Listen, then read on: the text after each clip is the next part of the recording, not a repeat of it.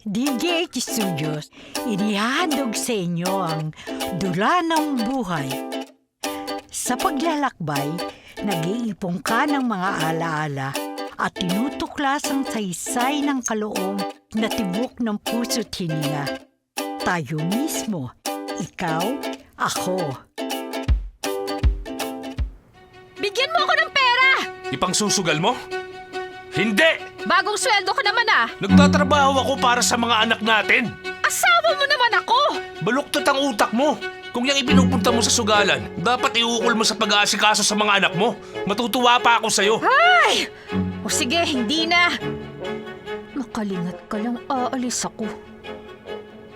Iba't iba ang pagiging adik. Mayroong sa bawal na gamot, alak, at sa sugal. Alinman sa mga ito ay tiyak nasisira sa takbo ng utak ng isang tao. Ang ating kasaysayan, pinamagatan po nating Bangungot sa Buhay ni Nardo. Malaki na ang talo ko. Paano naman ako? Nelia! Nelia! Nelia, asawa mo. Papalapit sa atin. Oh, bakit Nardo? Anong kailangan Ang mo? galing mo rin naman talaga, no? Tinakasan mo ako. Nagugutom na yung mga bata. Sino ang magluluto? Hoy! Para malaman mo, hindi mo pera to. Bayad to sa paglalabada ko. O sige, sabihin na natin hindi ko pera yan. Pero Nelia naman, pinapabayaan mong mga anak natin sa bahay. Alam mo ba, nung dumating ako, sinabi sa akin ng mga anak mo, hindi pa sila kumakain. Eh anong ginagawa ni Ramil? Bakit hindi niya pakainin ang mga kapatid niya? Imbis na inasikaso mo mga anak mo, nandiyan ka at nagsusugal. Kahit kailan talaga pambihira ka. Napaka-irresponsable mo. Ano na, Nelia? Tataya ka ba o ano? Oo! Hindi! Uuwi na tayo! Ano ba, Nardo? Hindi pa ako uuwi. Malaki na ang talo ko. Wala akong pakialam. Umuwi na tayo. Mukhang kalad ka rin. Kayong mga sugarol kayo, ha? Huwag niyong idadamay ang asawa ko sa mga bisyo niyo. Halika na, Nelia. Uuwi na tayo. Nay, Tay, buti po dumating na kayo. Nagugutom na po kami ni Junel at Lala. Bumili na ako ng pagkain ninyo. Oh, eto. Paghatian niyo na yan. Lala! Junel! May pagkain na tayo! Yay! Mukhang masarap. Hindi pa tayo tapos, Nelia. Sumama na nga ako sa'yo pa uwi, hindi ba? Kailan ka ba titigil sa pagsusugal? Ha, Nelia? Nardo naman! Alam mo namang yun lang ang libangan ko. At saka ano bang gusto mong gawin sa akin? Itenga ako sa bahay? Para maalagaan mo naman ang mga anak natin. Hindi, Nardo! Hindi ako papayag! Hindi ka ba nahihiya sa sarili mo, ha? Naturingan kang nanay, pero ano? Wala kang pakialam sa mga anak mo. Napaka-irresponsable mo! Nelia, bakit ka ba nagkakaganyan, ha? Ano bang problema mo sa pamilya natin? May problema ka ba sa akin? Oo, Nardo! Malaki ang problema ko sa'yo! Inay! Itay! Tama na po! Lala, anak. Nay, huwag po kayong mag-away ni Itay. Huwag nga kayong makialam dito! Doon nga kayo! Oh, ano na? Ano bang problema mo sa akin? Simula kasi nung naging asawa kita, naghirap na ang buhay ko. Hindi ko mabili ang mga bagay na gusto ko kasi walang pera. Ayaw mo naman akong pagtrabahuin kasi katwiran mo, walang mag-aalaga sa mga bata. Nardo, ayokong malosyang dito sa bahay. Pero hindi katwiran na pabayaan mo ang mga anak mo dahil lang sa bisyo mo. Nay, Tay, pakiusap po. Huwag na po kayong mag-away. Sa susunod na makita kitang nagsusugal, Huwag mo akong takutin, Nardo. huwag mong sagarin ang pasensya ko, Nelia. Kapag hindi ako nakapagtimpi sa'yo, sinisiguro ko sa'yo, hindi mo magugustuhan ang gagawin ko. Hay nako, para lang nakikipag-usap si Nardo sa pader. Nang malaunan, nagtengang kawali na si Nelia na nandoon ang katawan sa pamilya, pero ang isip ay nasaan? E di nasa pasugalan. Ano ka ba naman, Nelia? Tigilan mo na sabi yan eh. Ramil, aalis ako. Ikaw muna ang bahala sa mga kapatid mo. Opo, Inay. Bakit niyo po dala yung blender? Ito? Ibebenta ko ito sa kapitbahay. Hindi naman natin ginagamit eh. Pampasikip lang sa kusina. Pero marami na po kayong binibentang mga gamit natin ah. Kailangan kong magkapera. Nga pala, kapag dumating ang tatay mo, sabihin mo pumunta lang ako sa tita Meli mo. Anong oras po kayo uuwi? Bahala na! Basta nandito na ako bago maggabi. Ginabi ka na yata ng uwi, Nelia. Nasabi sa akin ni Ramil na pumunta ka raw kay Tita Meli. Dala-dala mo yung blender natin? Oo. Kay tita Meli nga ako galing. Oh, nasa na yung perang pinagbentahan ng blender? Wala na. Natalo na sa mahjong kanina. Ano? Pinatalo mo sa sugal? Pambihira ka naman, Nelia! Pabayaan mo nga ako. Anong pabayaan? Nauubos na mga gamit dito sa bahay. At pinaghirapan ko yung perang ipinambili ko noon. Tapos uubusin mo lang sa sugal? Nakikinabang din naman kayo kapag nananalo ako sa sugal. Ang tanong, ilang beses ka bang nananalo, ha? Isang beses lang yata sa loob ng 2 linggo. Mas marami ka bang tinatapon na pera kaysa sa mga napapanalunan mo eh. Wala ka nang ibibentang gamit dito sa bahay, ha? At saka, hindi na kita bibigyan ng pera. Ako na lang ang magbabudget para sa atin. Hindi pwedeng hindi mo ako bigyan ng pera, Nardo. Asawa mo ako! Hindi ka marunong humawak ng pera. Kaya ako nang hahawak. Para masiguro kong sa pamilya mapupunta lahat ng pera kinikita ko. Inay, nagugutom na po ako. Wala akong pera! Hindi nagbibigay sa akin ang tatay mong magaling. Kaya pwede ba? Umalis ka sa harapan ko at baka ikaw pa ang mapagbalingan ko ng galit. Lala, halika. Eto, pera. Bumili ka na ng pagkain mo sa labas, dali. Salamat po, Kuya Ramil. Aba, Ramil, may pera ka pala. Allowance ko po yun.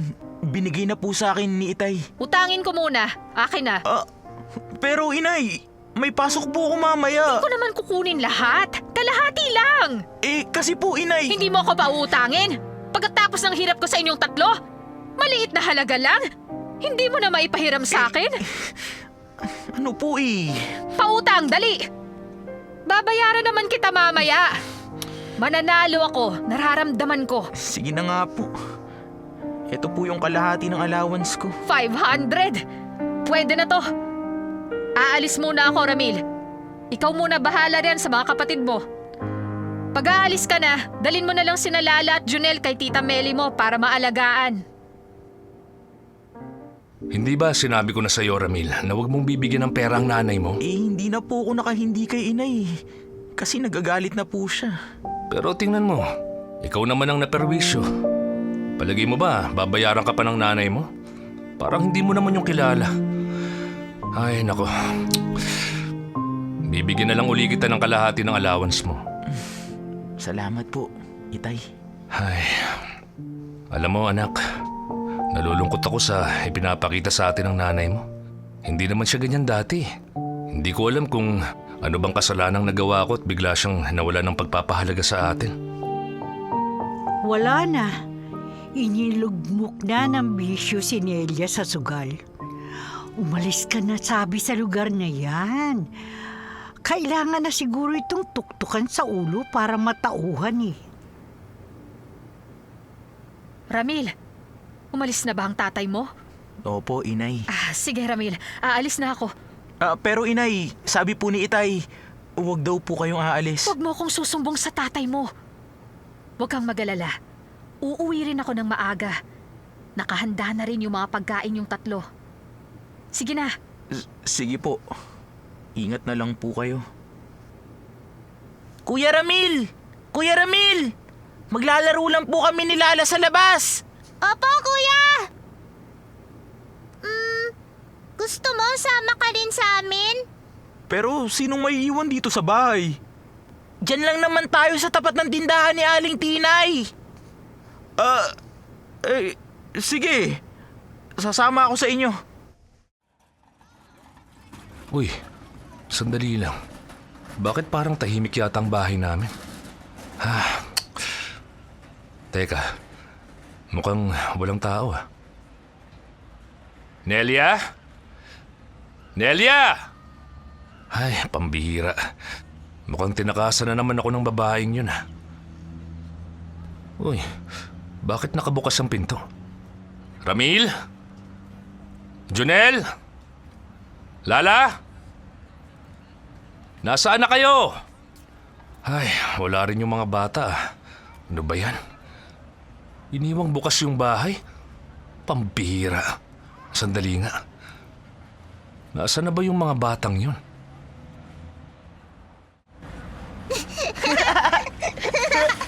Uy! Dalian mo! Pagal nito! Dali! Junel! Lala! Huwag kayo masyadong malikot ha! Baka maaksidente kayo! Apo, kuya! Huli kayo! Kuya Ramil! Kuya Junel! Isa ka pa! Huli ka rin! Bitiwan mo ako! Kuya Ramil! Tulungan mo ako! Hoy! Bitiwan yung mga kapatid ko! Dali! Kunin mo rin yung batang yan! Halika rito! Ano ba? Bitiwan niyo ako! Tulong! Tulong! Dali! Kukunin nila daw! Sakay na yung mga batang yan! Oo, boss! Uy! Tulong! Tulong! Tumahimik nga kayo! Kung hindi mananagot kayo sa akin! Pakawalan niyo kami! Pakawalan niyo kami! Uy! Aba! Nang lalaban ka pa, ha? Sinabi ng pakawalan mo kami! Aray ko! Bakit mo ako kinagat, ha?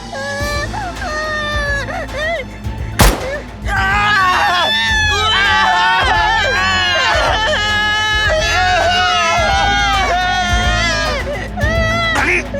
Iwanan mo na yan! Sakay na! Sige!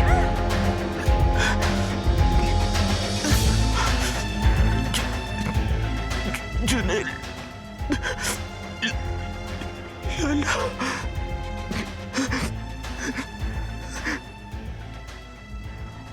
O kayo ha, talasan ninyo yung mga mata sa mga gumagalang sasakyan. Iba naman ang modus operandi ng mga ito. Kumikidnap ng mga bata. Ramil! Ramil! Anak! May tama ka sa dibdib. Diyos ko! Sino may gawa nito sa'yo, ha? Ang mga kapatid mo, nasaan? Sino? Junel. At Lala. Tinukot sila. Sino, Ramil? Sabihin mo sa akin. Sino ang dumukot sa mga kapatid mo?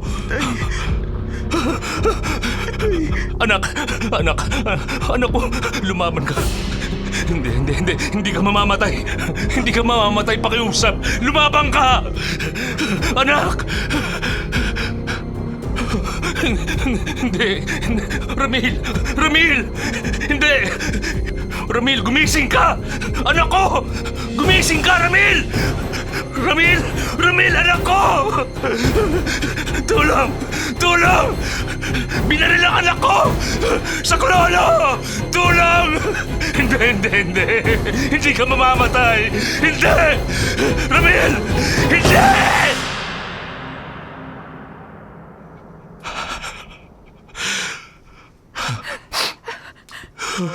Nardo! Nasaan ang mga anak natin? Tinukod si Junel at Lala.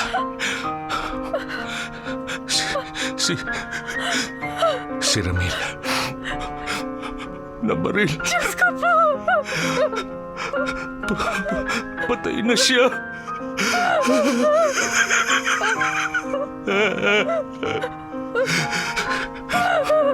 Dahil sa kapabayaan mo kaya nangyari ito sa mga anak natin. Pabaya kang ina! Pabaya ka!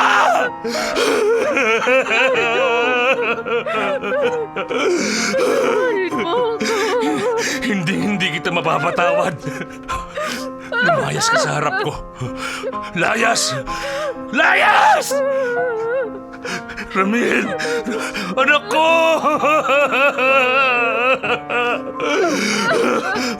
Anak ko! Diyos ko! Bakit po ninyo hinayaang mangyari ito sa mga anak ko? Bakit? Bakit?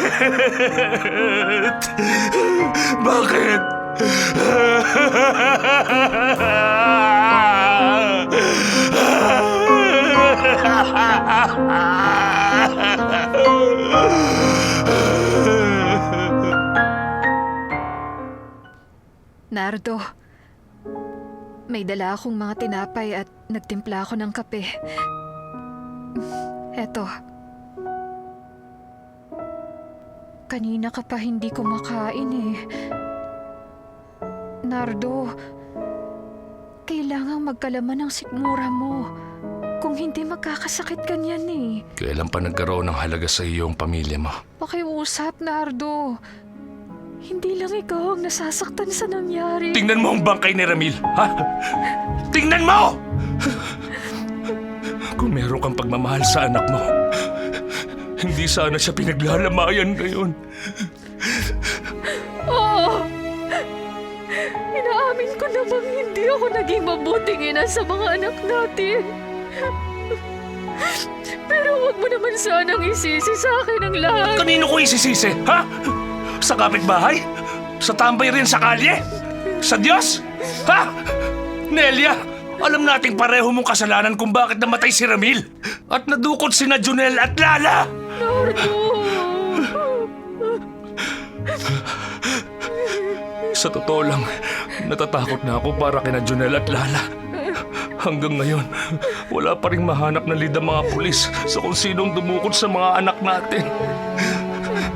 Baka pinahihirapan na sila ng mga kidnapper. Baka ibinenta na sila sa mga foreigner na naghahanap ng anak o hindi kaya kinuha na mga laman loob nila at ibinenta na Tama na, Nardo! Huwag ka na ba mag-isip ng ganyan? Hindi pa babayaan ng Diyos sina Junel at Lala. Paano ko nakakasiguro? Si Ramil nga binaril nila eh! Naniniwala akong malalampasan din natin to. Mababalik din ang mga anak natin. Magdasal lang tayo sa Panginoon. Huwag mo na akong sabihan ng mga ganyan! Dahil kung meron man dapat magsabi sa akin yan, ha? Hindi ikaw! Hindi ang isang tulad mong walang kwentang ina!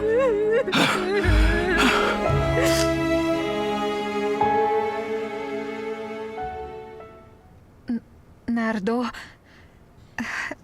nandito ka lang pala sa labas ng presinto. Nakausap ko na ang mga pulis. Wala pa rin silang update sa mga nawawalang anak natin. Mag-iisang linggo nang nawawala sina Junel at Lala pero hanggang ngayon, wala pa rin silang lead sa mga kidnapper. Ginagawa naman nila ang lahat para matrace ang puting van. Alam naman nila sigurong hindi tayo mayaman. Diyos ko, bakit ba kasi ito nangyari sa pamilya ko? Bakit? Nardo, Lumayo ka nga sa akin! Huwag mo akong mahawak-hawakan ha. Kapag nakikita ko ang mukha mo, nasusuklam ako! Nardo. Pinagsisisihan kong pinakasalan kita noon. Minahal kita.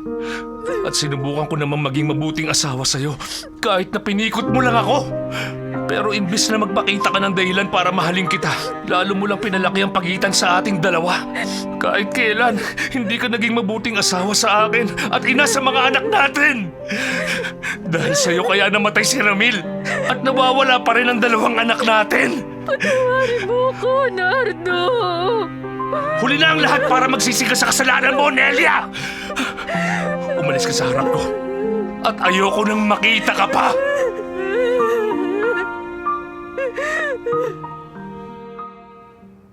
Pasensya na kung hindi ako nakarating sa libing ni Ramil kahapon. Nagkatrangkaso kasi ako eh. Pero taos-puso ang pakikiramay ko sa inyo ni Nelia, Nardo. Tita Meli, pwede po bang dumito muna ako sa inyo? Kapag nandun kasi ako sa bahay, lalo lang po akong nalulungkot. Ayoko makasama ang asawa ko. Ay, oo naman. Oo naman, Nardo.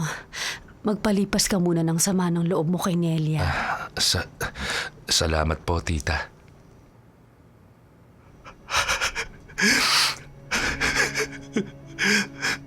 Junel, Lala, Nasaan na ba kayo? Diyos ko. Tulungan niyo po ako.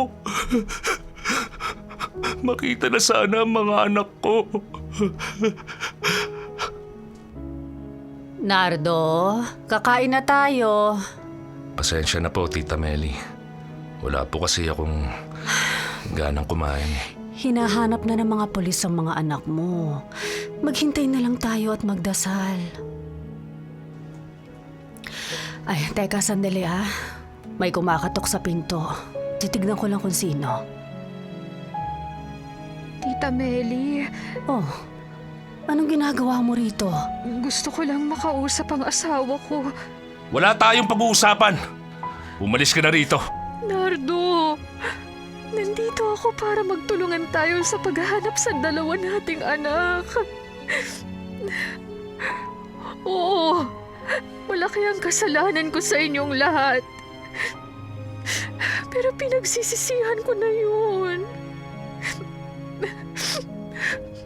Hindi lang ikaw ang nasasaktan. Nasasaktan din ako. Oo, naging pabaya ako sa pamilya natin. Hindi ko kailangan ng tulong mo. Lumayas ka! Nardo, lumapit na ako kay Mayor. Humingi ako ng tulong sa kanya para makita ang mga anak natin. Hindi lang yun. Lumapit na rin ako sa isang radio station at nanawagan ako tungkol sa nawawalang mga anak natin. Nardo, ginagawa ko na ang lahat para makatulong sa paghahanap kina Junel at Lala. Nardo, tama si Nelia. Kailangan ninyong magtulungan para sa ikabibilis ng paghahanap sa mga anak ninyo. Patawarin mo na ang asawa mo, Nardo. Hindi mo man ako makuhang patawarin ngayon. Pero asawa mo pa rin ako. At ako pa rin ang makakatulong mo sa huli. Ano na po, Chief? May balita na po ba sa dalawa kong anak? Sir, negative pa rin po yung resulta. Kailan niyo po sila mahahanap? Mahigit 2 buwan na silang nawawala. Ginagawa na po namin ang lahat para mahanap sila at mahuli yung sindikatong dumukot sa mga anak ninyo. Nardo, Nelia, buhay ng mga anak ko ang nasa panganib.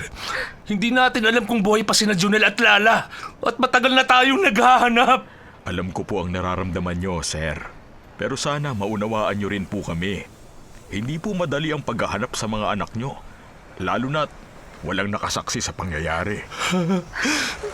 Diyos ko! Diyos ko! Diyos ko! Diyos ko! Diyos ko! huwag tayong mawala ng pag-asa, Nardo. Mahanap din natin sina Junel at Lala. Oh, tamang-tama ang dating ninyo. Nakahain na ang hapunan. Naku, siguradong gutom na gutom kayo. O siya, pumasok na kayo.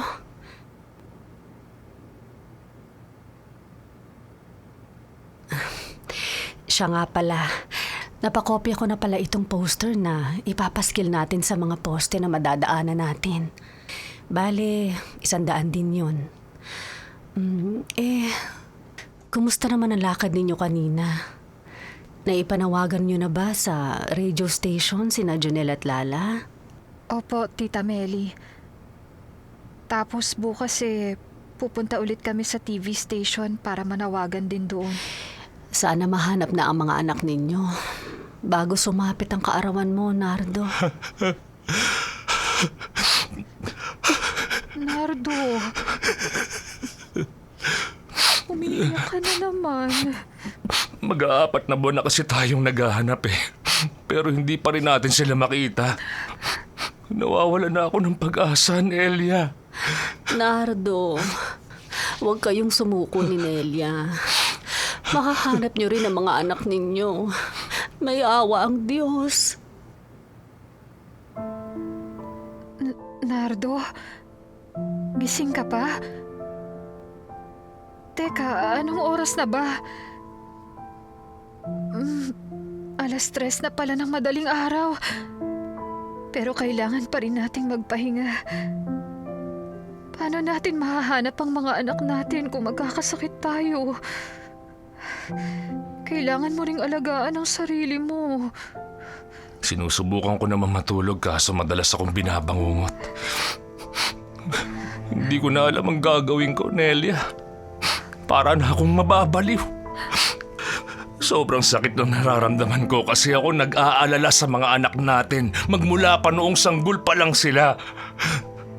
May pagkakataong pang dinadala ko pa sila sa trabaho para maalagaan. Ako ang madalas nilang makasama kasi ikaw, lagi ka na lang nasa kung saan noon. Nardo, marami akong pagkukulang sa inyo. Pero oras na makabalik sa atin sina Junel at Lala. Pangako, babawi ako sa inyo. Magpapakabuti na akong ina at asawa. Nabibingi na ako sa mga sinasabi mo. Panay ka salita! Hindi na, Nardo. Pangako, magbabagong buhay na ako. Pangako. Sa dami na kasi ng mga pagkukulang at kasalanan, parang wala nang gustong maniwala kay Nelia. Kasi hindi sa salita nakukuha ang pagbabago kung hindi sa gawa, Nelia. Nardo, dinala na kita ng pagkain. Halika. Ayokong kumain. Wala akong gana. Pero Nardo, tingnan Ayoko. mo. Nangangayayat ka na. Pakainin mo muna ang mga anak natin. Kanina pa sila nagugutom eh. Hindi ba, Ramil? Junel? Lala? Nardo, makikita na rin ang mga anak natin. Bakit tayo maghahanap sa kanila? Nandito naman sila. Ha? Nardo. Nelia, Tita Meli, dali na kaya natin si Nardo sa mental? Ha? Anong dalin? Bakit niyo ako dadalhin doon? Hindi naman ako baliw ah. Sige Nardo. Hindi ka namin dadalhin doon. Ikaw, ha? Kahit kailan pabaya ka? Wala kang kwentang nanay! Wala! Nardo! sige na, Nelia.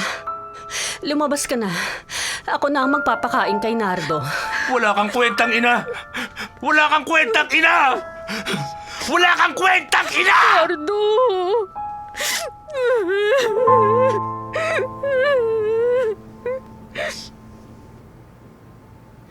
Nelia, o tara na. Saluhan mo na kami. Kayo na lang po ni Nardo, tita. Nelia? Nelia! Halika na rito. Kanina ka pa namin hinihintay ng mga anak mo eh. Sige na, Nelia. Birthday ni Nardo ngayon. Kailangan kanya, lalo na't may pinagdaraanan siya. Mga anak, ayun ang nanay niyo. Sama-sama ulit tayo sa birthday ko. Hinayaan ko na si Nardo na isama yung mga unan niya. Iniisip pa rin niya na ang mga anak niya yun.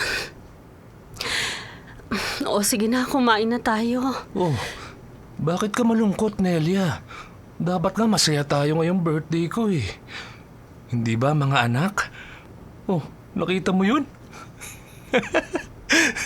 Tumango sila oh. Tita, nag-aalala na ako kay Nardo. Matulog na kayo mga anak. May pasok ba kayo bukas? Nardo! Nelia, tulog na mga anak natin. Alam mo, swerte tayong mga magulang kasi ang babait nila eh. Oh, bakit malungkot ka? Hindi ka ba masaya na nabuo na uli ang pamilya natin? Ha? Nardo, pakiusap. Tama na. Huwag mo nang pahirapan ang mga sarili natin. Ha? Ano bang nangyayari sa'yo? Huwag kang umastang baliw. Hindi ka gano'n, Nardo. Ano ba yung pinagsasasabi mo? Ha? Ako? Baliw? Patay na si Ramil. At hindi pa rin nahahanap ang mga anak natin hanggang ngayon. Kaya pakiusap, pag mong ituring na anak yung mga una na yan. Bakit ka ba ganyan sa mga anak mo? Ha? At saka hindi ako baliw. Akala ko nagbago ka na? Ha? Hindi pa pala? Hindi pa pala! Oh, ano nangyayari, Nardo? Nakiusap naman, kumalma ka! Eh paano, Tita Meli? Sinabihan niya akong baliw. Baliw daw ako? Ha? Matino ako. Wala akong sakit sa utak. Oo, Nardo, hindi ka baliw. Pagpasensyahan mo ng asawa mo. Diyos ko! Tulungan niyo naman po kami! Narinig mo yun? Ha? Hindi ako baliw, Nelia. At saka kahit kailan, huwag ka nang lalapit sa mga anak natin. Wala kang kwentang ina! Wala! Nardo, ano bang nangyayari sa'yo?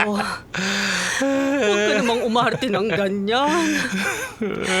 Natatakot na kami ni Nelia sa'yo. Ano pong nangyayari sa'yo? Tingnan mo ang itsura at mga kinikilos niya. Tuluyan na siyang tinakasan ng bait. Dadalhin na po ba natin siya sa mental? Oo, Nelia. Kailangan na natin siyang dalhin doon sa lalong madaling panahon. Bakit tayo pumunta rito? Sino bang dadalawin natin, ha? Nandito tayo sa ospital para maipagamot ka. Ha? Teka lang, sandali lang. Wala naman akong sakit, ha? At saka, ano bang klaseng ospital to? Ha? Teka, sandali lang. Teka, mental hospital to, ha? Ha? Oo. Dahil sobra na kaming nag-aalala ni Tita Meli sa'yo. Nakakatakot na kasi yung mga kinikilos mo eh. Ano ginagawa ko rito? Ha? Ano ba? Hindi! Hindi ako papasok dyan! Hindi ako papasok dyan! Hindi! Hindi! Nardo, kailangan mong gumaling. At itong ospital na to ang magpapagaling sa'yo. Hindi ako baliw! Hindi ako baliw! Tita Meli! Tita Meli! Huwag niyo ako ipasok dyan! Huwag niyo ako ipasok dyan! Pakiusap! Sige na, Nelia. Ako na nga magpapaliwanag sa asawa mo, ha? Tita! Nardo, Tita! Tita Meli! dito muna tayo, ha? Pansamantala lang. Dito muna tayo lalagi. May kakausap sa'yo ng mga kaibigan natin, ha? Tutulungan ka nila. Huwag kang mag-alala. Hindi ka namin pababayaan ni Nelia. Sige na, pakiusap, Nardo. Ha? Pumasok na tayo sa loob, ha? Para matignan ka na ng mga espesyalista. Sige na. Sumunod ka na lang, Nardo. Oo. Nelia, ikaw muna ang bahala sa mga anak natin. Ha? Alagaan mo muna sila habang nandito ako. Ha? Oo, Nardo. Pangako, aalagaan ko ang mga anak natin. Salamat at umuwi na kayo, Tita Meli. Kumusta na si Nardo? Ayun, ginagamot na siya ron. Nagpapahinga na siya sa kwarto niya noong iniwang ko. Nga pala, kumusta na yung pagpunta mo sa presinto? May balita na ba? Natuntun na nila yung may-ari ng puting van na ginamit sa pagdukot kina Junel at Lala.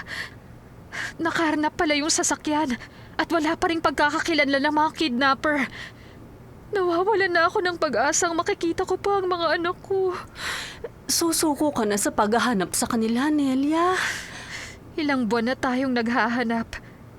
Nanawagan na tayo sa TV, radyo. Lumapit na rin tayo kay Mayor.